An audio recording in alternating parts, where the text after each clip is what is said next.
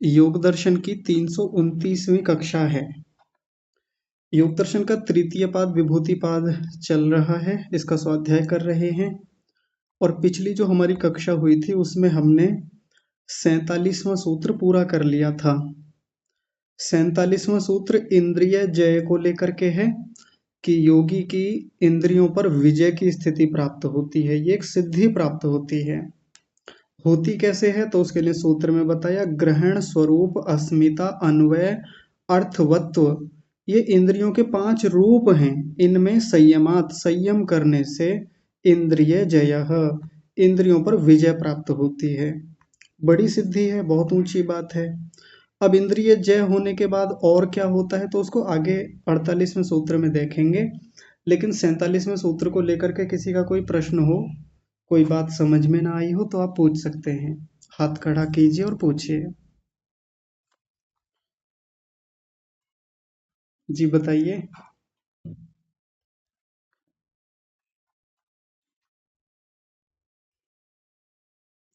नहीं है किसी का कोई प्रश्न? चलिए ठीक है, नहीं है तो फिर जब ये हमारा ये तृतीय पाद पूरा हो जाएगा ना तो फिर मैं पूछा करूंगा आपसे। कुछ दिन पूछने का ही प्रकरण रखेंगे, ठीक है? क्योंकि मेहनत एक तरफ से हो दूसरी तरफ से ना हो तो कोई लाभ थोड़ी है। तो जब मैं पूछूंगा तो फिर आपको बताना पड़ेगा, नहीं तो फिर पूछा कीजिए। चलिए आगे बढ़ते हैं, अगला सूत्र देखते हैं। तो पिछला सूत्र क्या है? इंद्रियों पर विजय प्राप्त होती है, ये है ना। इंद्रिय जय प्रादुर्भवति योगिनः, योगी को इंद्रिय जय की उत्पत्ति होती है, प्राप्ति होती है। जब इंद्रियों पर विजय होती है तो उसके बाद क्या होता है? उसके बाद भी बहुत सारी चीजें मिलती हैं। केवल इंद्रिय विजय हो गई इतना काफी नहीं है, उससे और भी अत्यंत उपलब्धियां प्राप्त होती हैं। वो क्या है तो देखिए, 48वें सूत्र में बता रहे हैं। ततो मनोजवित्वम विकिरण भावः प्रधान जयश्च। ततः माने उसके बाद में, किसके बाद में? अभी पिछले सूत्र में जो बताया है। और ये तो एक प्रकरण सा बन गया है, पीछे से आदत बन जानी चाहिए। ततः शब्द जब भी आता है तो पिछले सूत्र से लगा करके देख लेंगे कितनी बार आया ततः ततो ये शब्द, यानी पीछे जो हुआ है तुरंत उसके बाद क्या होगा अब उसको खोला जा रहा है। ततः का मतलब क्या हुआ? इंद्रिय जय के बाद में। जब योगी ने इंद्रियों पर विजय प्राप्त कर ली है, इंद्रियों को जीत लिया है, उनका यथावत लाभ लेने लगा है, तब क्या होता है तो देखिए 3 बड़ी उपलब्धियां प्राप्त होती हैं। वो क्या क्या हैं? सबसे पहला बताया मनोजवित्वम। मनोजवित्वम शब्द को खोलेंगे तो इसमें एक है मन और एक है उजवित्व। या मनो को मनः अलग कर लेंगे और जवित्व को अलग करेंगे। वेदों में भी कई जगह है ये जवित्व शब्द आता है, वहां अलग तरीके से भी खोला जाता है, जविष्ठम करके आता है। जविष्ठम, आपने शायद कहीं सुना होगा ऐसा शब्द। तो जविष्ठम का मतलब होता है वेग, अत्यंत वेग। ऋषि दयानंद इसका भाष्य जहां भी करते हैं वो कहते हैं अत्यंत वेग। तो मन के समान इस योगी के शरीर का अत्यंत वेग हो जाता है। भाई मन का वेग तो होता ही अत्यंत है, ये तो हम सब जानते हैं, लेकिन यहाँ मन के वेग की बात नहीं की जा रही है। सूत्रकार ने शरीर तो नहीं लिखा, उसको व्यास भाष्यकार खोलेंगे। उन्होंने कहा है कि शरीर का वेग मन के समान अत्यंत तीव्र हो जाता है। अभी तो शरीर का वेग ज्यादा थोड़ी होता है, बहुत कम वेग है हमारे शरीर का। अभी थोड़ी सी कोई चीज ऊपर से गिर जाए, कोई हमको कोई पत्थर फेंक के मार दे, कोई हमको थप्पड़ मारने का प्रयास करे तो हम कई बार बच नहीं पाते और चोट खा जाते हैं, घायल हो जाते हैं। लेकिन जिसके शरीर में वेग अच्छा होता है, स्फूर्ति अच्छी होती है, तो वो बच जाता है, बचाव कर लेता है। अब यहाँ मनोजवित्व, मन के जैसा योगी के शरीर का वेग हो जाता है। बड़ी बात है, बहुत ऊंची बात है, बहुत ही बड़ी सिद्धि है। लेकिन ये ऐसे नहीं होती, इसके लिए बहुत साधना है, तपस्या है, इंद्रिय जय किया है तब ये प्राप्त हुआ है। एक दूसरी सिद्धि बताई, विकरण भाव। ये विकरण भाव का मतलब है अपनी इंद्रियों को शरीर के बाहर ले जा सकता है। अजीब लगेगा, जैसे पीछे एक सिद्धि आई थी, मन को दूसरे के शरीर में प्रवेश करा सकता है। और पीछे भी हमने एक चीज देखी थी जिसमें मन को एक तो कल्पित रूप में बाहर ले जाता है, एक अकल्पित रूप में बाहर ले जाता है। कल्पित का मतलब तो यह है कि मन शरीर में ही है, लेकिन कल्पना से मन को बाहर ले जाता है, चीजों का विचार कर रहा है, देख रहा है, अनुभव कर रहा है। एक आया था अकल्पित, जिसको महाविदेहा स्थिति कहा था, याद कीजिए, अभी कुछ दिन पहले ही देखा था हमने सिद्धियों में ही। तो अकल्पित क्या होता है? शरीर से रहित मन बाहर जाकर के वस्तुओं का ग्रहण करता है, वृत्ति लाभ लेता है। यह प्रसंग हमने देखा था। अब यहाँ एक और अजीब बात है, बड़ी रोचक बात है। यहाँ इंद्रियां शरीर के बाहर जाती हैं और बाहर जाकर के वृत्ति लाभ लेती हैं, यानी वृत्तियां ज्ञान करती हैं, प्रत्यय लेती हैं, ज्ञान को ग्रहण करती हैं। असंभव लगेगा, लेकिन इस पर विचार करेंगे, भी बात करेंगे, तब बात समझ में आएगी। तो दो उपलब्धियां हो गई योगी के लिए। तीसरी उपलब्धि है प्रधान जयश्च। प्रधान पर विजय प्राप्त होती है। प्रधान किसको कहते हैं? मूल प्रकृति को। तो मूल प्रकृति तक विजय हो जाती है उसकी। ये तो पीछे भी देख के आए हैं, जब भूतों पर विजय प्राप्त करता है, इंद्रियों पर विजय प्राप्त करता है, तो इंद्रियों में जो जुड़ी हुई चीज है वो क्या है? इंद्रियों के साथ जो लगा हुआ है, जिसको यहाँ पीछे अन्वय कहा था। इंद्रियों में क्या अन्वय होता है? मूल प्रकृति अन्वित होती है, सत्वगुण, रजोगुण, तमोगुण। तो जब उनको भी जान लिया है, उनका भी साक्षात्कार कर लिया है, तो प्रधान पर भी जय हो जाता है, यानी पूरी प्रकृति इसके नियंत्रण में आ जाती है, उसका भरपूर लाभ लेता है। व्यास जी इनको देखिए कैसे खोल रहे हैं, व्यास भाष्य समझेंगे। सबसे पहले मनोजवित्व को खोल रहे हैं। मनोजवित्व क्या है? तो कायस्य अनुत्तमो गति लाभो मनोजवित्वम। काया का अनुत्तम गति लाभ। अनुत्तम का मतलब होता है जिसके समान और कोई उत्तम ना हो। ये अनुत्तम शब्द आप याद कीजिए, दूसरे पाद में संतोष वाले प्रकरण में आया था। संतोष का प्रकरण था ना, संतोषात अनुत्तम सुख लाभ। संतोष जब व्यक्ति को प्राप्त होता है ना, तो उससे उसको अनुत्तम सुख की प्राप्ति होती है, यानी संतोष के बराबर इस दुनिया में और कोई सुख नहीं होता, सांसारिक स्तर पे जाके देखें तो संतोष से अनुत्तम सुख की प्राप्ति होती है। अनुत्तम का मतलब क्या होता है? वहां पे क्या बताया था? जिसके समान दूसरा कोई उत्तम ना हो, उसको अनुत्तम कहते हैं। तो वैसे ही यहाँ पर कायस्य, काया का यानी शरीर का अनुत्तम गति लाभ, अनुत्तम गति की प्राप्ति होती है। लाभ का मतलब प्राप्ति। लाभ शब्द कई बार आया है योग दर्शन में, बहुत बार आया है। तो लाभ शब्द का मतलब प्राप्ति। तो शरीर की अत्यंत गति हो जाती है, किससे? मनोजवित्व से। ये मनोजवित्व नाम की सिद्धि होने से, उपलब्धि होने से उसके शरीर की अत्यंत गति हो जाती है। कैसे होती है? विचार की बात है, परोक्ष बात है। हमारे सामने तो ऐसा नहीं होता दिखता है, क्योंकि सामान्य स्थितियां हैं हम सब लोगों की, उतनी साधना है नहीं। तो योगी के लिए है विशेष उपलब्धि है, विशेष बात है। आगे देखिए, दूसरे को खोल रहे हैं, विकरण भाव जो था यहाँ पर। विकरण भाव क्या है? तो उसको कह रहे हैं विदेहानाम इंद्रियाणाम अभिप्रेत देश काल विषयापेक्षो वृत्ति लाभो विकरण भावः। विदेहानाम इंद्रियाणाम, विदेहों का, इंद्रियों का, यानी इंद्रियों का विदेह हो जाना। इंद्रियों का विदेह का मतलब बिना देह के हो जाना। इसको थोड़ा सा गहराई से समझने का प्रयास करेंगे। अभी तो हमारी जो सूक्ष्म इंद्रियां हैं, जो भीतर हैं, वो देह के साथ जुड़ी हुई हैं, गोलकों के साथ जुड़ी हुई हैं। हर इंद्रिय की अपनी देह है, यानी गोलक है। आंख भीतर है सूक्ष्म रूप में, और उसका ये जो गोल गोल बाहर हमको दिखता है, ये गोलक है। कान भीतर है, और ये जो बाहर निकला हुआ है, ये उसका गोलक है। अभी तो इंद्रियां इन गोलकों के साथ जुड़ करके काम कर रही हैं। और जिह्वा अंदर सूक्ष्म रूप में विद्यमान है, अत्यंत सूक्ष्म है, जो मन से जुड़ी हुई है। और ये जो निकली हुई दिखती है हमको, मांस का टुकड़ा सा जो दिखता है हमारे मुख में जो है, ये जिह्वा का गोलक होता है।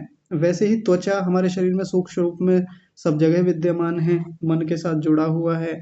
और ये जो त्वचा हमको बाहर से दिखाई देती है, त्वचा का गोलक है। वैसे ही नासिका को भी ले लें, तो जब यहाँ योगी को ये वाली स्थिति प्राप्त होगी, विकरण भाव वाली स्थिति, तो इंद्रियों का विदेहानाम, बिना देह के, यानी देह साथ में नहीं रहेगी, इंद्रियां बाहर निकल जाएंगी। और होता क्या है देखिए, अभिप्रेत, वो जिसमें इच्छा करना चाहे। अभिप्रेत का मतलब जैसे कहते हैं ना, आपका अभिप्रेत क्या है, अभिप्राय क्या है, इच्छा क्या है, आप चाहते क्या हैं। तो योगी जिसको भी चाहता है, अपनी इंद्रियों को विदेहा नाम, बिना देह के, बिना गोलकों के, और जिस देश में चाहता है, अभिप्रेत देश यानी जिस देश में चाहता है, अभिप्रेत काल जिस काल में चाहता है, अभिप्रेत विषय जिस विषय या वस्तु में चाहता है, अपेक्षो लगा देता है, और वृत्ति लाभो, वृत्ति लाभ प्राप्त करता है, यानी ज्ञान कर लेता है। वृत्ति लाभ का मतलब क्या होता है, ज्ञान करना होता है। अभी इंद्रियां ज्ञान कर रही हैं, यानी एक वृत्ति भीतर जा रही है, इनपुट भीतर जा रहा है। आंख ने बाहर किसी वस्तु को देखा, ये गोलक ने देखा सबसे पहले तो, गोलक उस वस्तु के साथ जाके जुड़ा, एक वृत्ति लाभ हुआ, भीतर वृत्ति गई सूक्ष्म इंद्रिय के माध्यम से, जो आंख भीतर, चक्षु इंद्रिय भीतर सूक्ष्मता से विद्यमान है, उसने वृत्ति को मन तक भेजा। ये पूरी प्रक्रिया सामान्य रूप से हम सबके साथ होती है, लेकिन योगी के साथ कैसी होती है, इंद्रियाणाम विदेहानाम, इंद्रिय का बिना देह के, बिना गोलक के, आंख की जरूरत ही नहीं है, और इंद्रिय सब चीजों को देख रही है। यानी योगी सब चीजों को देख रहा है। और किसको देख रहा है, किसी भी देश को देखना चाहता है, किसी भी काल को देखना चाहता है, किसी भी समय में देखना चाहता है, और विषय किसी भी वस्तु को देखना चाहता है, तो उस वस्तु का वो लाभ ले लेता है। इसी को कहा विकरण भाव, बिना करण के भाव हो जाना। करण का मतलब साधन, यानी बिना इंद्रिय के ही वो भाव उपस्थित हो जाता है, वो वस्तु उपस्थित हो जाती है उसके सामने। सामान्य बात थोड़ी है, बहुत बड़ी बात है। अभी इसको पूरा कर ले, फिर एक चीज पर चर्चा करेंगे। पीछे भी आपकी एक शंका थी कई लोगों की, उसका एक समाधान मिला है। तो देखिए तीसरी चीज क्या बची इसमें, प्रधान जय, जो ऊपर सूत्र में कहा था, तीसरी उपलब्धि है प्रधान जय। ये क्या है, इसको खोल रहे हैं, सर्व प्रकृति विकार वशित्वम प्रधान जय इत्येताः तिस्रः सिद्धयो मधु प्रतीका उच्यन्ते। तो सबसे पहला शब्द क्या है, सर्व प्रकृति विकार वशित्वम। प्रकृति के जो सभी विकार हैं, सर्व प्रकृति विकार कह लीजिए, प्रकृति सर्व विकार कह लीजिए, एक ही बात है। प्रकृति के जो सारे विकार हैं, विकार का मतलब सारे कार्य रूप जो भी वस्तुएं हैं, मूल प्रकृति से जितनी भी चीजें बनी, महतत्व बना, अहंकार बना, उसके बाद में इंद्रियां बनी, पंच तन्मात्राएं, पंच महाभूत, भौतिक पदार्थ, ये सब कितनी बार ये चर्चाएं हो गई हैं हमारी। तो ये सब प्रकृति के क्या है, विकार हैं। उन पर वशित्व हो जाता है, नियंत्रण हो जाता है योगी का। इसी को क्या कहा, प्रधान जय। तो ये प्रधान जय है। प्रधान जय का मतलब केवल ये नहीं कि मूल प्रकृति पर ही उसका नियंत्रण होगा, मूल प्रकृति सहित, मूल प्रकृति से बने हुए जितने भी संसार में पदार्थ हैं, उन सब पर योगी का नियंत्रण हो जाता है। इसको कहेंगे प्रधान जय। होता कैसे है, इंद्रियों पर विजय प्राप्त कर लेने से। हम इतिहास में बहुत सारे लोगों के नाम सुनते हैं कि उनके बारे में ये बात कही जाती थी कि इन्होंने इंद्रियों को जीत लिया था। इंद्रजीत मेघनाद को कहते थे। अब पता नहीं वो इंद्रजीत का मतलब किसी राजा को जीता था, देवताओं के राजा को जीता था, या इंद्रियों को जीता था। इंद्रियजीत भी शायद उसको कहते थे। या लक्ष्मण जी के बारे में भी कहा जाता है कि इंद्रियों पर विजय प्राप्त कर ली थी। तमाम बड़े बड़े महापुरुष हमारे यहाँ जो हुए हैं, उनको हम इंद्रियजित बोलते थे। और उनके बारे में हम देखते भी हैं कि बड़ी बड़े योग्य वो लोग होते थे, बड़ी सिद्धियां उनके पास थी, बहुत योग्यताएं थीं। लक्ष्मण जी को ही देख लीजिए, मेघनाद को भी एक दृष्टि से देखिए, भले ही वो राक्षस कुल में जन्मा, लेकिन फिर भी सिद्धियां उसके पास भी बहुत थी, सामर्थ्य बहुत था उसके पास भी। एक बार को तो उसने भी छक्के छोड़ा दिए थे इस पक्ष के। लेकिन लक्ष्मण जी वो भी बड़े इंद्रिय जित थे, इंद्रियों पर विजय प्राप्त किया था। तो इंद्रिय विजय प्राप्त होने पर मनोजवित्वम, मन के जैसा शरीर का वेग उनका हो गया था।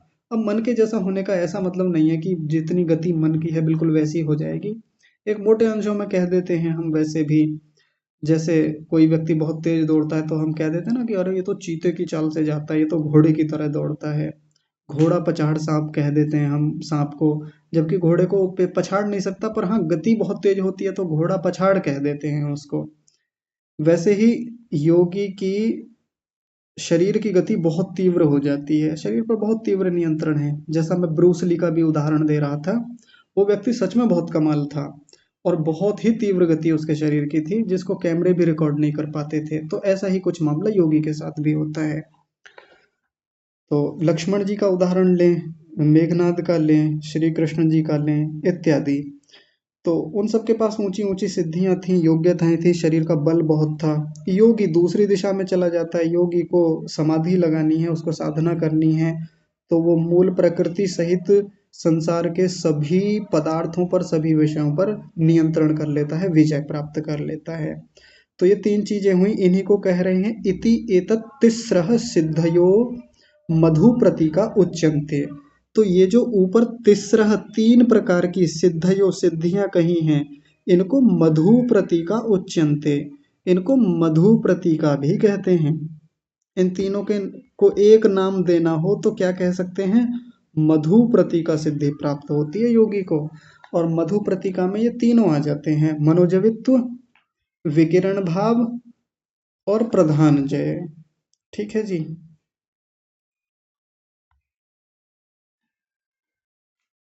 तो एक नाम दे दिया मधु प्रतीका, एक पारिभाषिक शब्द है। अब ऐसे तो इसको खोल के देखेंगे तो ऐसे तो कुछ समझ में नहीं आता कि मधु प्रतीका का मतलब क्या है। लेकिन तीनों को एक नाम दे दिया मधु प्रतीका। जैसे धारणा, ध्यान और समाधि, इन तीनों को अलग अलग ना कह करके एक नाम दे दिया था, संयम, है ना। वैसे ही इन तीनों बड़ी सिद्धियों को एक नाम दिया, मधु प्रतीका। तो आगे कह रहे हैं एताश्च करण पंच रूप जयात अधिगम्यन्ते। एताश्च ये जो हैं, ये तीनों प्रकार की सिद्धियां जो हैं, ये करण पंच रूप, करण माने इंद्रियां, इंद्रियों के जो पंच रूप हैं, पांच रूप हैं, उनमें जयात जय होने से अधिगम्यन्ते प्राप्त होते हैं। ये इंद्रियों के पांचों रूपों में, पंच रूप पांचों रूपों में जयात जय होने से अधिगम्यन्ते प्राप्त होते हैं। इंद्रियों के पांच रूप कौन से हैं? तो ये 47वें सूत्र में देखे थे ना, ग्रहण, स्वरूप, अस्मिता, अन्वय और अर्थवत्व, है ना। ये इंद्रियों के ही तो पांच रूप हैं। तो जब उनमें विजय प्राप्त हो जाती है, तब योगी को ये मधु प्रतीका सिद्धि प्राप्त होती है, जिसमें तीन चीजें आती हैं, मनोजवित्व, विकरण भाव और प्रधान जय। प्रधान जय। यहाँ पर 48वां सूत्र पूरा होता है, यानी इंद्रियों पर विजय प्राप्त होने पर ये और तीन सिद्धियां प्राप्त होती हैं। अब आगे चलते हैं। आगे देखिए, आगे एक और सिद्धि की बात की जा रही है। ये अपने आप में सिद्धि भी है, और जब योगी सामान्य रूप से साधना में बढ़ता है, उसको सिद्धि नहीं चाहिए, तब भी ये स्थिति उसको प्राप्त होती है। देखिए वो क्या है, सिद्धि भी कह सकते हैं इसको। सिद्धि कोई ना मानना चाहे तो योगी के लिए एक बड़ी उपलब्धि तो ये वैसे भी होती ही है, और ये हम सबको भी होगी यदि हम उस दिशा में बढ़ेंगे तो। वो क्या है तो देखते हैं। सिद्धि इसलिए कह दिया है क्योंकि बाकी लोगों की तुलना में, ये सामान्य साधक की तुलना में योगी को ये बड़ा सामर्थ्य मिलता है, इसलिए इसको सिद्धि कह देते हैं। देखिए क्या है, सत्व पुरुष अन्यता ख्याति मात्रस्य सर्वभाव अधिष्ठातृत्वं सर्वज्ञातृत्वं च। सत्व पुरुष अन्यता ख्याति, ये शब्द तो आपने खूब सुना है, बहुत चर्चाएं इसकी हुई हैं प्रथम पाद में, दूसरे पाद में भी ये शब्द आया था। सत्व पुरुष अन्यथा ख्याति का मतलब क्या होता है, तो तीनों शब्दों को देखेंगे। सत्व का मतलब होता है बुद्धि, पुरुष का मतलब होता है आत्मा, अन्यता का मतलब होता है उनका भेद, उनका अंतर, उनकी भिन्नता, ख्याति का मतलब ज्ञान। यानी बुद्धि और आत्मा के भेद का ज्ञान जो हो जाता है, उसको सत्व पुरुष अन्यथा ख्याति कहते हैं। समझ में आ गया होगा। मात्र से शब्द जुड़ते ही ये योगी के बारे में कहा जा रहा है। ऐसा योगी जिसको सत्व पुरुष अन्यथा ख्याति की प्राप्ति हो गई है, उस योगी को, यानी जिसने पहले से सत्व पुरुष अन्यथा ख्याति को प्राप्त कर लिया है, उसको दो सिद्धियां मिलती हैं। पहली सिद्धि बताई, सर्वभाव अधिष्ठातृत्वम, सभी भावों में यानी सभी वस्तुओं में, भाव का मतलब वस्तु भी होता है, भाव का मतलब जिसका अस्तित्व हो उसी को वस्तु कहते हैं। तो उस पर अधिष्ठातृत्व प्राप्त होता है, वो वो व्यक्ति उस वस्तु का अधिष्ठाता बन जाता है, सभी वस्तुओं का। अधिष्ठाता का मतलब क्या है? स्वामी। अधिष्ठान, जैसे एक अधिष्ठान होता है ना, अधिष्ठान कहते हैं दुकान को। जैसे कहीं शहर में दुकान खुली हुई हो, गांव में भी छोटी दुकान है, तो उसको कई जगह लोग अधिष्ठान भी लिख देते हैं। और जो उसको चलाने वाला व्यक्ति है उसको क्या कहते हैं? अधिष्ठाता। अधिष्ठान करने वाला, यानी उसका स्वामी, जिसके ऊपर उसका स्वामित्व है, उसको अधिष्ठाता कहते हैं। तो सभी वस्तुओं में योगी का अधिष्ठातृत्व हो जाता है, यानी योगी का स्वामित्व बन जाता है सभी वस्तुओं में। ये बड़ी सिद्धि है। और दूसरा क्या होता है? सर्वज्ञातृत्वम च, च माने और, यानी सभी वस्तुओं को जानने की स्थिति बन जाती है, सर्वज्ञ बन जाता है उन वस्तुओं के मामले में, है ना। व्यास जी खोलेंगे इस बात को। सर्वज्ञ सुनते ही कई लोगों के कान खड़े हो जाते हैं कि सर्वज्ञ हो जाता है योगी, ऐसे कैसे हो जाता है? तो वो जो लोग नियमित कक्षा में जुड़ते हैं वो जानते हैं कि सर्वज्ञ होने का मतलब क्या है, कितने अंशों में सर्वज्ञ होगा। तो उसको आगे व्यास जी खोलेंगे। ये होता कैसे है, एक बार फिर से देख लीजिए। सत्व पुरुष अन्यथा ख्याति, यानी विवेक ख्याति भी इसको कह देते हैं। जब ऐसे कोई प्राप्त कर लेता है तो उस योगी को सब भावों में, यानी सभी वस्तुओं में अधिष्ठातृत्व प्राप्त हो जाता है, स्वामित्व प्राप्त हो जाता है, साथ में सर्वज्ञातृत्व प्राप्त होता है, यानी सब वस्तुओं को जान लेता है। व्यास भाष्य देखते हैं। व्यास जी कुछ बातें समझा रहे हैं। सबसे पहले वो इसी को खोल रहे हैं, सब भाव अधिष्ठातृत्व को, कि ये होता कैसे है। तो तरीका बता रहे हैं। तरीका क्या बताया उन्होंने? निर्धूत रजस तमो मलस्य बुद्धि सत्वस्य परे वैशारद्ये परस्याम वशीकार संज्ञायाम वर्तमानस्य सत्वपुरुष अन्यता ख्याति मात्र रूप प्रतिष्ठस्य। कितना बड़ा शब्द है, सर्वभाव अधिष्ठातृत्वम। ये सर्वभाव अधिष्ठातृत्वम को खोला कि ये सभी वस्तुओं में उसका स्वामित्व बन कैसे जाता है, ऐसे योगी कैसे सब चीजों का स्वामी बन बैठता है। तो उसी को खोल रहे हैं। यानी ये प्रक्रिया कहाँ से शुरू होती है, सामान्य बात नहीं है। इसकी शुरुआत बहुत दूर से होके आती है। कितना कुछ योगी तपस्या मेहनत करके आता है। तो देखिए क्या क्या करता है। पहले शब्द देखेंगे बुद्धि सत्वस्य, बुद्धि सत्व का। बुद्धि सत्व मतलब बुद्धि नाम का जो सत्व है, वस्तु है। बुद्धि सत्व यानी बुद्धि तत्व को ही बुद्धि सत्व कह दिया जाता है। तो बुद्धि सत्व का योगी ने क्या किया है? सबसे पहले निर्धूत रजस तमो मलस्य है।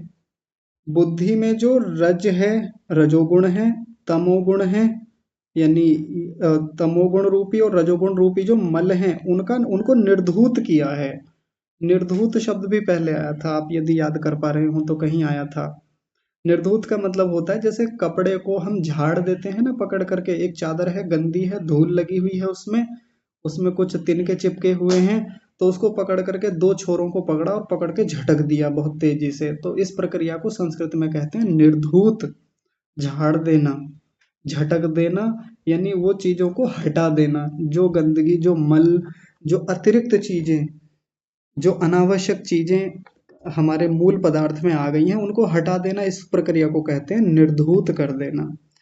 तो बुद्धि सत्व में जो मल हैं रजोगुण के रूप में और तमोगुण के रूप में, योगी ने सबसे पहले उनको झाड़ा है, निर्धूत किया है, यानी हटाया है। आसान काम नहीं होता। अभी तो हमको यही पता नहीं है रजोगुण है कितना हमारे भीतर, तमोगुण है कितना। तो निर्धूत तो करने की बात बहुत बाद की है। तो जिनको ये लगता है ना कि ये तो असंभव सी बातें लगती हैं, ऐसे कैसे हो जाएगा, तो प्रक्रिया को समझना चाहिए। सबसे पहले प्रक्रिया सबसे मुख्य है। तो बुद्धि सत्व में जो उपस्थित दो मल हैं, रजोगुण रूपी मल, तमोगुण रूपी मल, उनको निर्धूत किया है। फिर उसके बाद में क्या हो किया है? परे वैशारद्ये।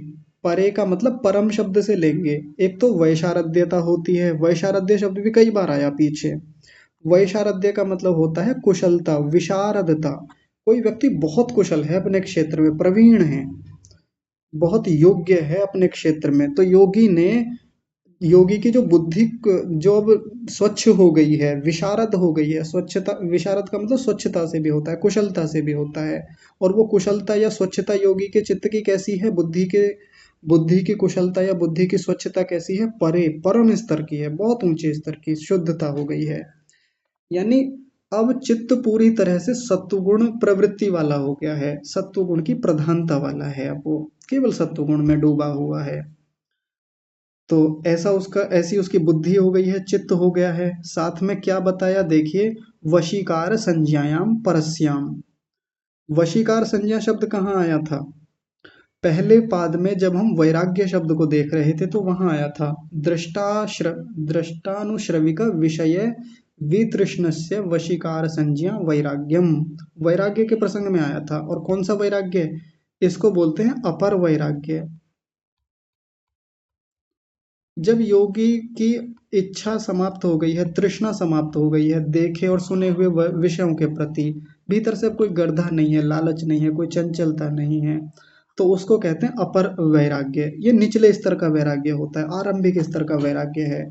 लेकिन जब वो और भी ऊंची स्थिति प्राप्त करता है, जब उसको विवेक ख्याति के प्रति भी अब कोई रुचि नहीं रह गई है, अब उसको भी छोड़ना चाहता है, तब उसको कहते हैं परस्याम वशीकार संज्ञायाम। यानी उसके लिए वहां शब्द दिया पर वैराग्य। पर का मतलब परम वैराग्य, ऊंचे स्तर का वैराग्य। तो फिर वहां अ को हटा देते थे हम ऐसे, फिर वो बन जाता था पर वैराग्य। तो याद कीजिए कितनी ऊंची स्थिति है ये, सामान्य बात नहीं है। तो सबसे पहले क्या किया था एक बार फिर से देख लीजिए, बुद्धि सत्व का जो रजोगुण तमोगुण रूपी मल है उसको झाड़ दिया है, हटा दिया है। वो बुद्धि में जो विशारदता है यानी स्वच्छता है, धवलता है, वो कैसी है? परम स्तर की आ गई है। साथ में उसका वैराग्य कैसा है? परम स्तर का है, पर वैराग्य की प्राप्ति कर ली है। तो उसमें जो वर्तमान से स्थित है, जो अभी उपस्थित है, वर्तमान का मतलब स्थित या उपस्थित है, कौन है वो उपस्थित? तो जिसने सत्व पुरुष अन्यता ख्याति को प्राप्त किया है। सत्व पुरुष अन्यता ख्याति मात्र रूप प्रतिष्ठस्य। सत्व पुरुष अन्यता ख्याति मात्र के रूप में जो प्रतिष्ठित है, उस योगी का सर्वभाव अधिष्ठातृत्व, सभी भावों में, सभी वस्तुओं में अधिष्ठातृत्व हो जाता है, सभी वस्तुओं में स्वामित्व हो जाता है। इस संसार की कोई वस्तु ऐसी नहीं होती जिस पर योगी का कंट्रोल ना हो, नियंत्रण ना हो, स्वामित्व ना हो, सबको जीत लेता है, फिर क्या बचता है उसके लिए? लेकिन ऐसे थोड़ी हुआ है ये, उसके लिए बुद्धि में बहुत काम किया है, उसके लिए उसने परम स्तर का वैराग्य प्राप्त किया है, बुद्धि को एकदम स्वच्छ बनाया है, तब ये स्थिति प्राप्त हुई है। तो ये एक चीज हो गई है।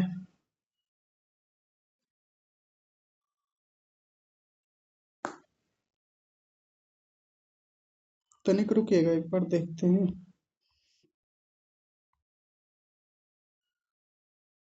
हाँ, अभी इसी में एक बात और है, अभी दूसरे को बाद में खोलेंगे, पहले अभी इसी में कुछ बात और कह रहे हैं। सर्वात्मनो गुणा व्यवसाय व्यवसेयात्मकाः स्वामिनं क्षेत्रज्ञं प्रति अशेष दृश्यात्मत्वेन उपस्थिता इत्यर्थः।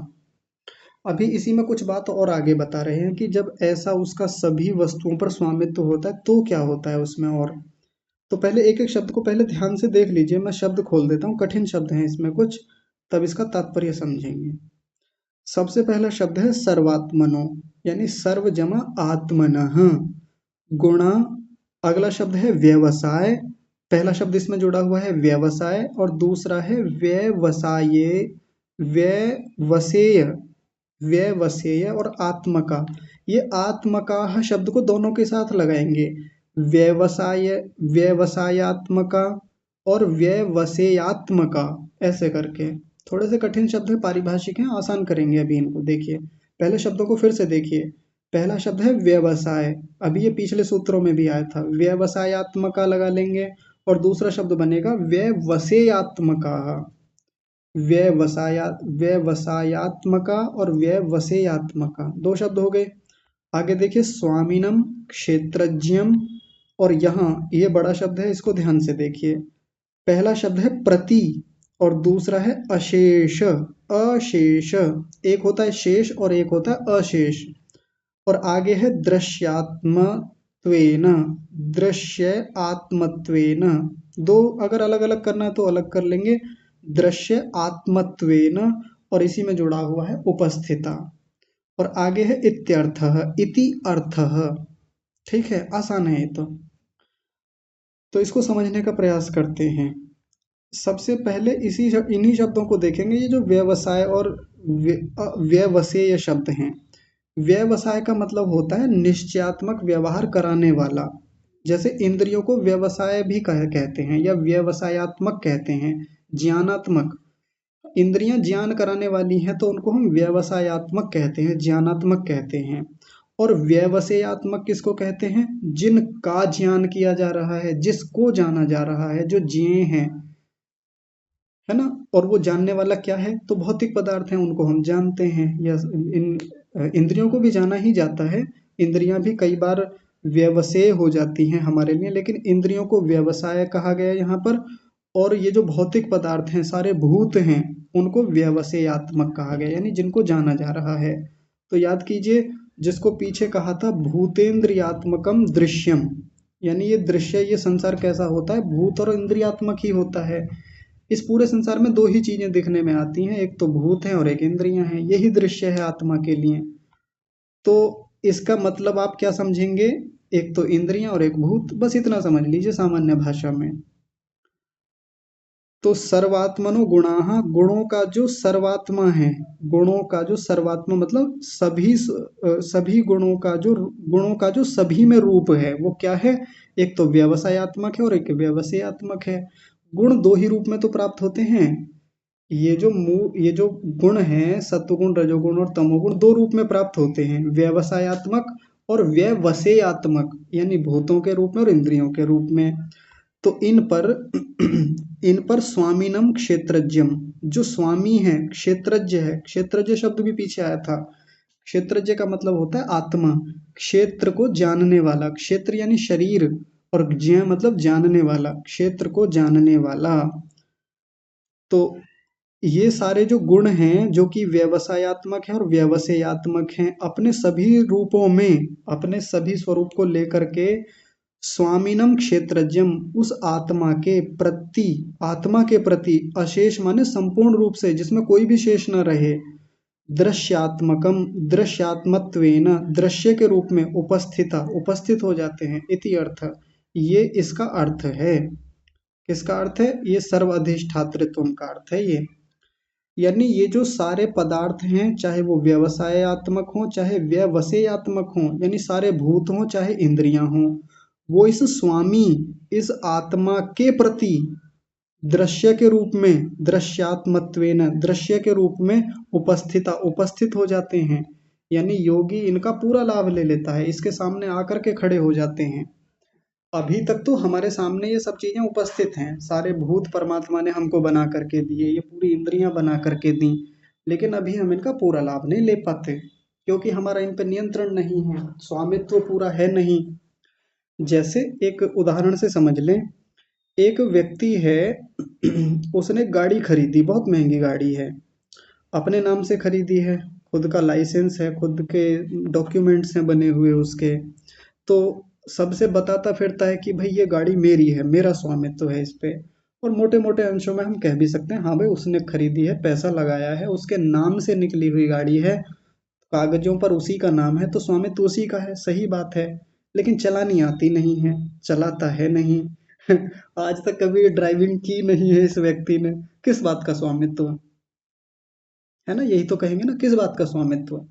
तो वैसे ही योगी के लिए ये सारे गुण, जो कि जो कि दृश्य के रूप में हैं, यानी भूतों और इंद्रिय के रूप में सामने आए हैं, ये इसके लिए उपस्थित हो जाते हैं। योगी इनका भरपूर लाभ लेता है। इसको कहा जाता है स्वामित्व। यानी हर इंद्रिय का, हर भूत का, हर अहंकार का, और उसके पास जो महतत्व बुद्धि है, पूर्ण रूप से सदुपयोग करता है। एक एक मोटा उदाहरण आपको देते हैं, स्थूल उदाहरण समझिएगा, यहां से मत जोड़िएगा सीधे सीधे। जैसे जब हम संसार भर के तमाम बुद्धिमान लोगों को देखते हैं, तो हम उनका आईक्यू टेस्ट करते हैं कि भाई इनका आईक्यू इतना है। आईक्यू का मतलब होता है कि वो व्यक्ति अपनी बुद्धि का कितना उपयोग करता है। तो व्यक्ति अपनी बुद्धि का जितना ज्यादा उपयोग करता है, हम कहते हैं इसका आईक्यू बड़ा शानदार है, बहुत ऊंचे स्तर का है। और जो व्यक्ति सामान्य स्तर पे करता है तो हम कहते हैं इसका आईक्यू ठीक है, एवरेज है।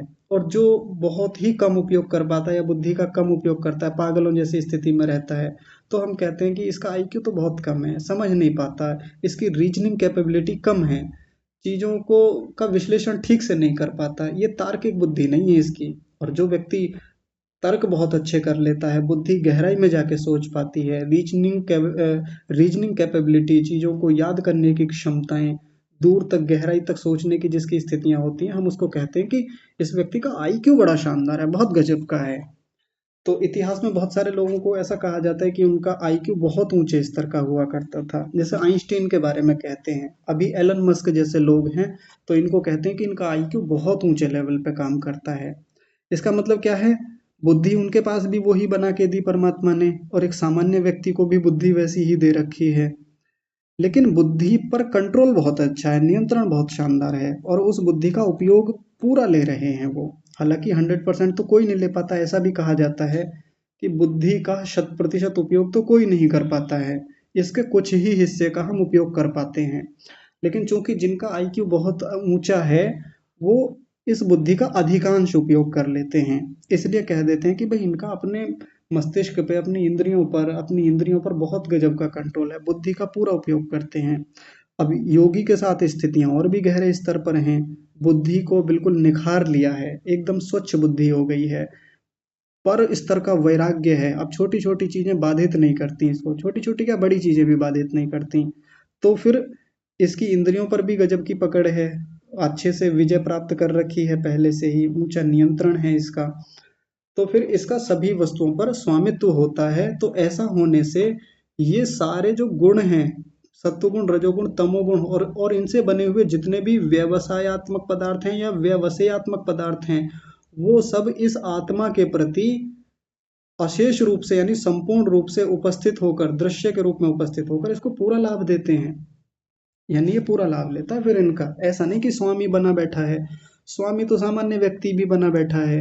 यानी हर किसी को परमात्मा ने बुद्धि दी, बुद्धि का स्वामी तो हर आत्मा है। हर किसी के पास इंद्रियां हैं, बढ़िया बढ़िया इंद्रियां बना के दी, बड़े बड़े स्मार्ट लोग इस दुनिया में हैं।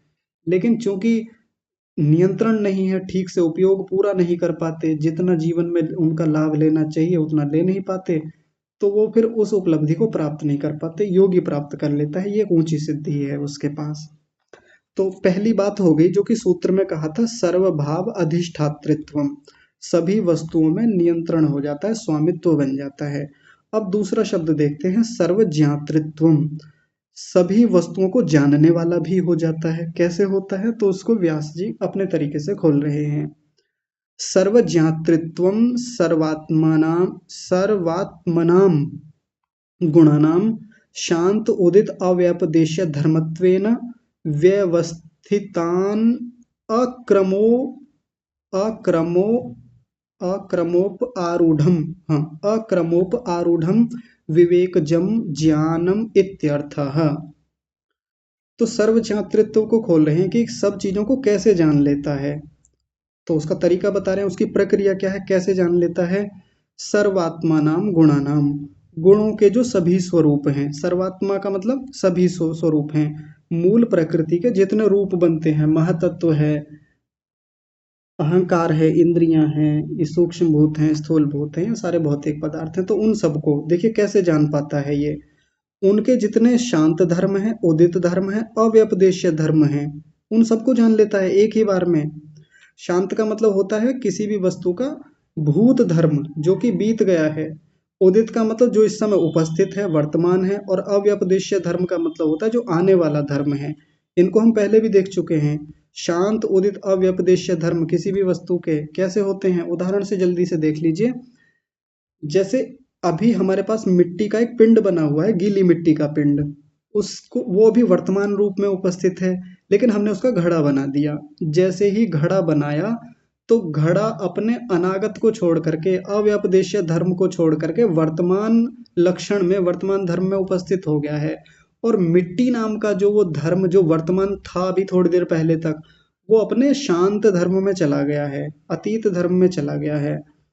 तो जिस समय घड़ा अभी सामने उपस्थित है, हम केवल घड़े को देख पाते हैं, हम उसके शांत धर्म को नहीं देख पाते, क्योंकि मिट्टी तो चली गई। मिट्टी तो उस घड़े में अन्वित हो गई है, और जो इसके टुकड़े होंगे वो कभी आगे होंगे भविष्य में, 1 साल बाद 2 साल बाद, हम उनको भी नहीं देख पाते, तभी देखेंगे जब कभी भविष्य आएगा। लेकिन योगी के साथ एक बहुत कमाल की चीज ये होती है, सर्वज्ञातृत्वम उसका इस प्रकार का है कि वो वस्तु के शांत, उदित और अव्यपदेश्य यानी भूत, वर्तमान और भविष्य धर्मों को व्यवस्थित, जो कि उसमें उपस्थित हैं, इसी समय उपस्थित हैं, उनको अ, व्यवस्थितान अक्रमोप आरूढ़म, जो कि अक्रम से आरूढ़ हैं। अक्रम का मतलब क्रम से नहीं है। अभी तो हम चीजों को क्रम से जानते हैं। पहले हमने मिट्टी को जाना था जब मिट्टी वर्तमान में थी। अब घड़ा जब सामने आ गया, अब घड़े को जान रहे हैं। 1 साल बाद जब घड़ा टूट जाएगा तो इसके कपाल जो टुकड़े हो जाएंगे, हम फिर को उनको जानेंगे। क्रम से जानते हैं हम। लेकिन योगी के साथ खास बात यह होती है, अक्रम से वो जानता है। अक्रम का मतलब बिना क्रम के। बस इस समय घड़ा सामने है तो कपाल धर्म भी और मृत धर्म, घट धर्म, क्षमा कीजिए, मृत धर्म, घट धर्म और कपाल धर्म, तीनों धर्मों को एक साथ जानता है सामने ही। ये एक बहुत ऊंचे स्तर की बात है, बिना क्रम के। ये अक्रम शब्द पीछे भी आया था जब हम इन सारे धर्मों को देख रहे थे, बिना क्रम के जानता है। अभी तो एक बच्चा जब पैदा हुआ तो उसका वर्तमान हमने धर्म देख लिया। बच्चा जैसे युवावस्था में पहुंचा तो उसकी बाल्यावस्था कहाँ चली गई? भूतकाल में चली गई। हम क्रम से ही जानते हैं, पहले हम उसका बचपन देखते हैं, फिर युवावस्था देखते हैं, फिर वृद्धावस्था देखते हैं। ऐसे क्रम से देखते हैं किसी भी चीज को। एक साथ तीनों अवस्थाओं को थोड़ी देख सकते हैं कि हमने उसकी बाल्यावस्था भी देख ली, युवावस्था भी देख ली और वृद्धावस्था भी मैं अभी देख रहा हूँ, नहीं देख सकते। मान लीजिए कोई जवान लड़का इस समय सामने खड़ा हुआ है और कोई कहने लगे जी मैं तो बिना क्रम के तीनों, इसके तीनों धर्मों को देख रहा हूँ, इसका बचपन भी मुझे दिख रहा है सामने ही, इसकी युवावस्था भी दिख रही है और इसके वृद्धावस्था को भी मैं देख पा रहा हूँ। असंभव बात है, कोई नहीं देख सकता ऐसे, योगी देख सकता है।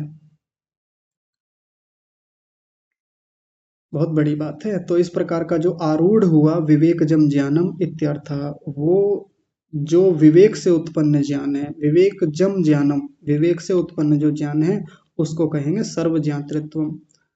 तो छोटी मोटी बात नहीं है, बहुत ऊंचे स्तर की बात है। बिना क्रम के किसी भी वस्तु के शांत, उदित और अव्यपदेश्य धर्म को जानने वाला होता है। किसका? सर्वात्मा गुणानाम, गुणों के जो सभी रूप हैं। मान लीजिए जैसे अभी सामने अहंकार उसके सामने है, अहंकार पर उसने धारणा ध्यान समाधि की हुई है, अभी इसका साक्षात्कार वो कर रहा है, तो ये अभी वर्तमान में है, यानी उदित अवस्था में है। तो इसका अतीत क्या होता है? अहंकार किससे बनता है? इससे पहले क्या था? ये महातत्व था। महातत्व जो कि शांत अवस्था में चला गया है, यानी भूतकाल में चला गया है, उसको भी ये अभी जान रहा है बिना क्रम के। और अहंकार से बनने वाली जो चीज है उसको हम क्या बोलेंगे? सूक्ष्म भूत, और इंद्रियां भी कह लेंगे। मैं सूक्ष्म भूत केवल लिख रहा हूं यहाँ पर, जो कि अपने अनागत लक्षण में है, जो कि बनेगी आगे। वो केवल अहंकार का साक्षात्कार करते हुए इन तीनों अध्यायों को, तीनों धर्मों को एक साथ जान रहा होता है। ये बड़ी बात है, सामान्य बात नहीं है। ठीक है, आगे देखिए, इसमें बस कुछ बातें और रह गई हैं, इनको और देख लेते हैं। इति एषा विशोका नाम सिद्धि सिद्ध सिद्ध सिद्धिया सिद्धि याम, सिद्धिर्याम, हाँ सिद्धिर्याम बनेगा। सिद्धि के बाद ये र को लगा लेंगे, सिद्धिर और याम अलग हो जाएगा, तो सिद्धिर्याम बोलेंगे। प्राप्य योगी सर्वज्ञ क्षीण क्लेश बंधनो वशी विहरति। इति एषा, ये जो ऊपर दोनों प्रकार की कही गई है, विषो का नाम सिद्धि, ये विषो का नाम से भी सिद्धि कही जाती हैं। यानी इन दोनों सिद्धियों को यदि एक नाम देना हो तो विषो का भी कह सकते हैं, बिना बिना शोक वाली, जिसमें कोई शोक योगी को कभी नहीं होता। बिना बाधा के, बिना रुकावट के ये सिद्धियां प्राप्त होती हैं। और आगे देखिए क्या है, योगी सर्वज्ञ क्षीण क्लेश बंधनों वशी विहरति।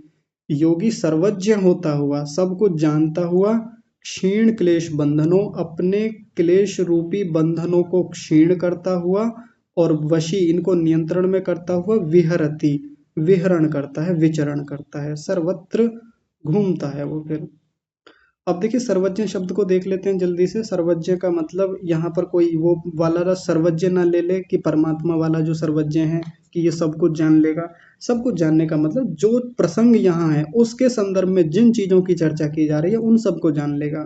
और यहाँ किसकी बात चल रही है? सर्वात्मा नाम गुणा नाम, गुणों के जो सभी रूप हैं, मूल प्रकृति से लेकर के भौतिक पदार्थों तक संसार कैसे बनता है, किस वस्तु, कौन सी वस्तु कारण है, कौन सी कार्य है, कैसे बनती है, उनको सबको एक ही बार में पूरा बिना क्रम के जान लेता है। और ये सामान्य बात नहीं है, बहुत बड़ी बात है। इस मामले में सर्वज्ञ हो जाता है, सब कुछ जानने वाला हो जाता है। तो ये बात रही। अब एक बस छोटी सी बात, जो अभी मैं इस सूत्र, जब इसकी सूत्र की चर्चा चल रही थी तो मैंने आपको कहा था ना, जब इस सूत्र को पूरा कर लेंगे तो आपसे एक छोटी सी बात करनी है, उसको जल्दी से देख लीजिए। अभी कुछ दिन पहले किसी ने कक्षा में बोला था कि उपदेश मंजरी में महर्षि दयानंद जी का एक वचन आपने बोला था कि ये जो अणिमा आदि सिद्धियां हैं ये मन के धर्म हैं, ये शरीर की शक्ति नहीं है। कि कि व्यक्ति लघु हो जाता है, हल्का हो जाता है, बड़ा हो जाता है, प्रकृति आदि पदार्थों पर वशीकरण हो जाता है। तो आप उदाहरण देकर के कह रहे थे कि ये उपदेश मंजरी का प्रमाण है कि ये मन के धर्म है, शरीर के धर्म नहीं होते। मन में होता है, शरीर में नहीं होता, शरीर ऐसे छोटा बड़ा नहीं हो सकता। तो देखिए इसका समाधान करने के लिए आप एक सूत्र निकालिए दूसरे पाद में, 43वां सूत्र। जब हम तप वाला प्रकरण देख रहे थे तो 43वें सूत्र में कहा था कायेंद्रिय सिद्धि शुद्धि क्षयात तपसः। तप, जब व्यक्ति तप में प्रतिष्ठित हो जाता है तो उसको क्या सिद्धि प्राप्त होती है, यानी उसको क्या उपलब्धि प्राप्त होती है, तो वहीं बता दिया था पहले ही, ध्यान दीजिए। कायेंद्रिय सिद्धि शुद्धि क्षयात, या अशुद्धि क्षयात, अशुद्धियों का क्षय होने से काया और इंद्रियों की सिद्धि होती है, ये तो सूत्रकार ने बताया था। लेकिन देखिए व्यास भाष्य में क्या कहा था, दूसरी पंक्ति पढ़ लीजिए, उसी से बात समझ में आ जाएगी। तद आवरण मलाप गमात काय सिद्धि अणिमाद्याह, वही अणिमा सिद्धि के बारे में कह दिया था उसी समय दूसरे पाद के 43वें सूत्र में। और क्या कहा था, आवरण रूपी मल के हट जाने पर काया की सिद्धि, देखिए क्या शब्द आया था, काया की सिद्धि, मन की सिद्धि नहीं कही थी, काया की सिद्धि जैसे कि अणिमा आदि हो जाती है। और उसी प्रकार आगे अगली पंक्ति में कहा उसी प्रकार इंद्रियों की सिद्धि, जैसा कि दूर से देखना, दूर से सुनना, दूर तक का सुन लेना इत्यादि, ये सिद्धियां उत्पन्न हो जाती हैं। और जब इस सूत्र को हम पढ़ रहे थे तब मैंने कहा था कि इसको हम तीसरे पाद में जब हम अणिमा आदि सिद्धियों को पढ़ेंगे तब चर्चा करेंगे।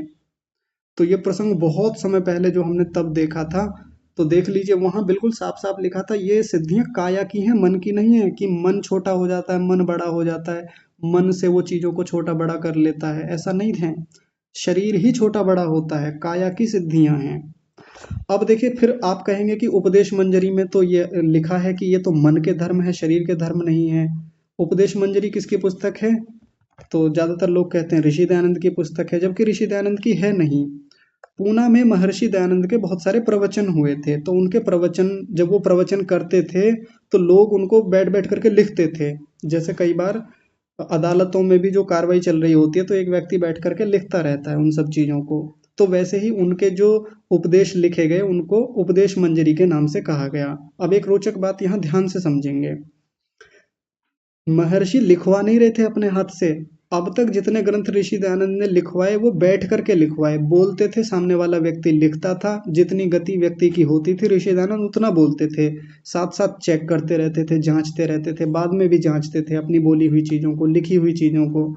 उपदेश में क्या होता है, व्यक्ति बोले जा रहा है लगातार और लिखने वाले लिख रहे हैं, कितना सही लिखेंगे कितना गलत लिखेंगे इसकी कोई प्रामाणिकता नहीं है। पहली बात, यानी चेक नहीं हुआ है, रीचेक नहीं हुआ है, उसकी प्रूफ रीडिंग नहीं हुई है ना। एक बात तो ये हो गई। दूसरी बात, ऐसा भी कहा जाता है कि जब ऋषि दयानंद पूना में प्रवचन कर रहे थे तो जो व्यक्ति बैठ करके लिख रहे थे वो मराठी में लिख रहे थे। ऋषि दयानंद का प्रवचन कैसे चलता था, संस्कृत में या हिंदी में चलता था, और वो व्यक्ति मराठी में लिख रहे थे। तो पहले उस बात का मराठी में अनुवाद करके लिखेंगे, फटाफट लिखेंगे, जल्दबाजी में लिखेंगे, है ना। एक तो होता है पुस्तक लिखवाना, एक होता है कि सामने कार्रवाई चल रही है उसको लिखना, दोनों में बहुत अंतर होता है, जमीन आसमान का।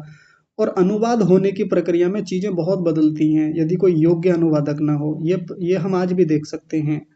तमाम प्रकार की परीक्षाएं हमारे देश में होती हैं। सारे पेपर अंग्रेजी में सेट किए जाते हैं, अंग्रेजी में लिखे जाते हैं और उनका अनुवाद करके छात्रों तक पहुंचाए जाते हैं। और अनुवाद इतने गंदे स्तर का होता है, इतने खराब स्तर का होता है कि अगर हिंदी कोई पढ़ के पेपर हल कर ले तो बहुत ही बड़ी बात होती है। हिंदी को मान्यता नहीं दी जाती उतनी जितनी अंग्रेजी को दी जाती है, क्योंकि पूरा मूल पेपर अंग्रेजी में सेट हुआ है, हिंदी तो अनुवाद मात्र है। वैसे ही ऋषि दयानंद ने उपदेशों में क्या बोला था, लिखा क्या गया, अनुवाद क्या क्या हुए, प्रूफ रीडिंग हुई नहीं हुई, ये सब विचार की बातें हैं, परीक्षा की बातें हैं। इसलिए इस प्रमाण को मानना कोई ठोस प्रमाण नहीं है। और चूंकि व्यास जी ने दूसरे पाद के 43वें सूत्र में तप के प्रसंग में वहां कह ही दिया है, स्पष्ट लिखा हुआ है कि ये काया की सिद्धियां हैं। अणिमा आदि सिद्धियां जो है काया की सिद्धियां हैं, यानी व्यक्ति का शरीर ही छोटा बड़ा हो जाता है। तो ये एक छोटी सी बात थी जो आपके साथ सामने रखनी थी। बाकी और विचार करते रहिए। इन सब परोक्ष बातें हैं। अब तो हम लोग केवल विचार ही कर सकते हैं, इनमें ऊहा ही लगा सकते हैं, तर्क ही कर सकते हैं। बाकी इससे ज्यादा तो व्यास जी ने भी कुछ नहीं खोला है, न पतंजलि ने खोला है। तो हमारे 48 सूत्र यहाँ पर 49 सूत्र पूरे हो गए हैं। यहाँ से कोई बात किसी को समझ में नहीं आती है तो कल चर्चा करेंगे। आज की कक्षा को विराम देते हैं। जुड़ने के लिए सभी का बहुत धन्यवाद। आज की कक्षा को यहीं विराम। आप सभी को सादर प्रणाम।